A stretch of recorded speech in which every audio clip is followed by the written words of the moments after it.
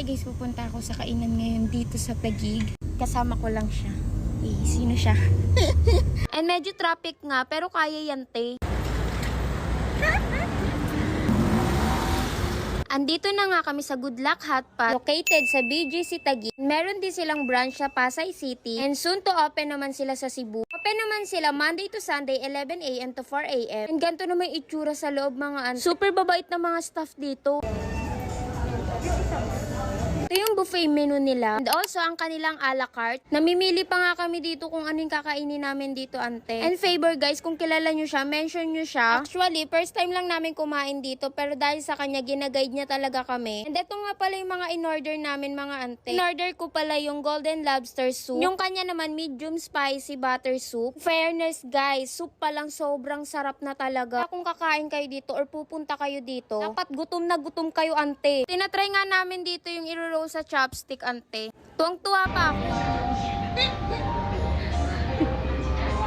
Sobrang enjoy nga kaming kumakain dito, mga ante. Dahil bukod sa masasarap nilang pagkain, huy, tingin mo ng staff dito, lagi silang nakangiti. At kay kuya naman na laging nakangiti, thank you po. Sobrang sarap ng mga seafood nila dito, ante. Ang lalaki pa. Hindi na ako nakapagtimpe. Nagkamay na talaga ako kasi crave na ako sa seafood nila, ante. Pagpasensyahan nyo na kung sobrang sugapa ko talaga kumain, ante. Dahil sobrang sulit talaga ng mga pagkain nila dito. Sige, kain. Talagang pinagandaan ko to, ante. Huwag ka dyan, huy. And kapag pumunta ka nga dito, pwede mo rin suotin yung costume nila. Genchana. Genchana, oh. Papakita ko rin sa inyo yung mga VIP room nila. Sobrang ganda talaga dito at napaka-elegante talaga ng VIP room nila. CR pa lang parang nakakahiya na pumasok, huy. Syempre, papansin ako. Guys, meron din palang nagpe-perform dito.